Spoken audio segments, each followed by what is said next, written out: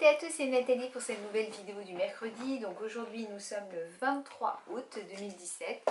Je suis rentrée de vacances et j'espère que vous avez été contents que je vous emmène dans mes bagages. Donc je vous ai posé la question dimanche sur les marches, savoir un petit peu ce que la CEP avait fait par rapport à une séparation, un divorce, tout ça. Donc je vous remercie déjà énormément pour toutes les réponses que j'ai eues, que ce soit sur Facebook, sur YouTube, en message privé, enfin j'ai eu plein de réponses. Et puis autre chose qui m'a fait plaisir, c'est que j'ai eu plus de femmes que d'hommes qui m'ont répondu, mais j'ai quand même eu énormément de réponses d'hommes, et ça m'a fait plaisir, parce que c'est vrai qu'en général c'est plutôt les femmes qui répondent à ce genre de choses.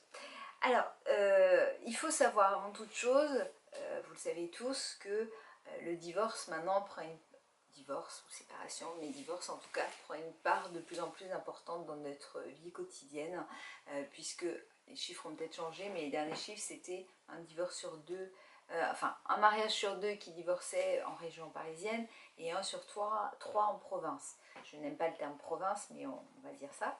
Alors peut-être que c'est un petit peu évolué, mais en gros c'est ça. Il est vrai que là j'ai beaucoup de divorces. Excusez-moi, j'entendais du bruit. J'ai beaucoup de divorces, mais il faut quand même savoir une chose, c'est que s'il n'y avait pas eu la maladie, certains couples auraient quand même divorcé, puisque la vie fait que, voilà. Donc, dans toutes les réponses que j'ai eues, j'ai quand même une part de divorce et de séparation très importante. Donc ça fait mal. Surtout que certains maris ont fini par divorcer parce qu'ils n'acceptaient pas la fatigue de l'épouse. Ils ne comprenaient pas qu'il y ait moins de sorties, qu'on puisse plus recevoir. Pour beaucoup, c'est une maison qui est vendue, c'est un divorce, c'est des enfants, quand il y a enfants, qui les gardent, comment ça se passe pour le mode de garde. Et c'est vrai qu'il y en a énormément. J'ai été assez impressionnée par ça. J'ai certaines personnes qui ont divorcé après très longtemps, puisque j'en ai qui ont divorcé après plus de 20 ans de vie commune. Donc c'est énorme. Alors il faut quand même dire une chose, c'est que nous, on est très fatigués, on change, ça c'est certain. C'est pas facile pour notre conjoint tous les jours. Moi je sais que je dis souvent à mon mari, quand je veux faire plein de trucs, et il me dit mais t'arrêtes un peu, je vais le faire. Mais justement, si je ne veux pas qu'il fasse certaines choses, c'est parce que déjà c'est pour moi, pour montrer que je peux les faire, mais c'est aussi parce que je lis tellement de choses en disant un tel c'est un boulet, que je n'ai pas envie d'être un boulet entre guillemets pour mon mari. C'est pour ça aussi que je me force, des fois ça me coûte beaucoup, mais je me force à les faire pour pas que ils finissent par avoir l'impression de tout faire à la maison. Pas du tout. Justement c'est ça qui est important. Mais je vous dis, j'ai quand même eu heureusement pas mal de positifs. Je commençais par le négatif. Pas mal de positifs de maris en particulier, Marie I, hein, pas le prénom, qui veulent se battre aux côtés de leur épouse. J'en ai eu plusieurs. Je fais un gros clin d'œil à Arnaud et Sophie, que vous avez vu en interview il y a quelques temps et qui sont mariés fin juin. Et voilà, je leur souhaite plein de bonnes choses, et là je sais que ça va le faire, il n'y a pas de souci. Donc voilà.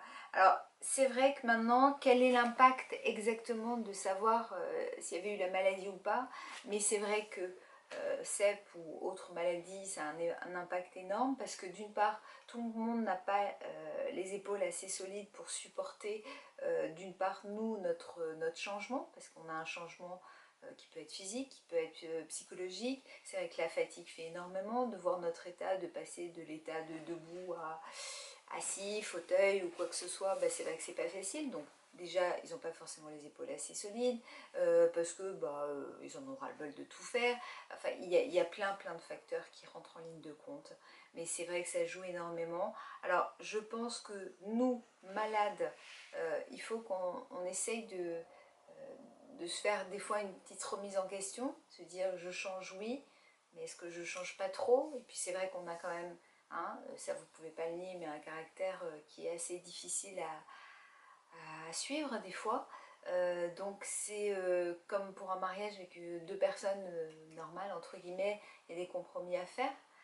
Donc voilà, donc c'est vrai que l'autre n'est pas forcément capable de vivre avec notre maladie, mais c'est aussi à nous de faire en sorte que, ok, on change, mais que l'autre, on le regarde toujours de la même manière. En fait. Donc voilà, donc je vous dis, bah, le bilan, il est plus négatif que positif, mais moi je veux en retirer le positif. Bah moi donc bah, ça fait plus de 20 ans que je suis avec mon mari. Je sais que pour lui c'est pas évident tous les jours parce que je peux être très chiante, ça je l'admets, mais c'est comme ça. Et puis pour la petite anecdote, et j'ai eu quelques personnes aussi dans ce cas-là qui s'étaient séparées soit avant de savoir qu'elles étaient malades, ou soit que la séparation venait d'elles. Moi, ça j'en parle jamais. Quand j'ai su que j'avais une CEP, j'étais mariée, mais pas avec mon mari actuel, avec quelqu'un d'autre, qui a été super bien à l'annonce du diagnostic, et c'est moi qui l'ai quitté. Alors, j'avais pas d'enfant, enfin, on n'avait pas d'enfant. Je pense que j'aurais peut-être vu les choses différemment. Je vous dis pourtant, il a été très bien pour le diagnostic. Je l'ai quitté parce que tout n'était pas rose et je me suis dit, ben, maintenant que je suis malade, j'aspire à autre chose et tout. Donc voilà, donc je suis partie. Bon, je suis partie, je vous dis, pour quelqu'un avec qui je suis depuis plus de 20 ans, donc ça va. Et avec qui j'ai trois beaux enfants, vous les avez déjà vus. Donc voilà, mais c'est vrai que c'est très difficile. Ce qui est important, c'est de parler énormément. Et quand on va pas bien, qu'on a l'impression qu'il y a un relâchement, de part ou d'autre, bah, c'est bien d'en parler. Voilà. J'ai pas de remède miracle pour vous, mais juste que pour ceux qui sont en pleine situation de maison en train d'être vendue et de divorce, parce que je sais qu'il y en a pas mal là en ce moment qui sont dans cette situation, et ben haut les cœurs, ça va le faire. Voilà, et voyez le positif. Ben, je vais vous laisser pour cette vidéo. Dimanche, je vous avais parlé d'une vidéo surprise qui devait avoir lieu dimanche dernier, mais voilà, il y avait un véritable montage. Vous l'aurez dimanche, vous allez voir ce que j'ai fait pendant mes vacances. Après le saut en parachute, vous avez droit à autre chose, vous allez voir, c'est génialissime. Je remercie par avance Zoé, la meilleure amie de Nolwenn, qui m'a fait un montage top. Topissime. Vous verrez ça, donc dimanche la surprise, mercredi prochain les grandes surfaces, et puis dimanche d'après, là c'est un sujet qui m'a été demandé par Muriel, c'est comment rester en contact avec une personne qui a une CEP mais qui se détache de vous. Voilà, donc plein de gros bisous, les pouces bleus, continuez les abos et puis continuez de m'envoyer des messages. À dimanche.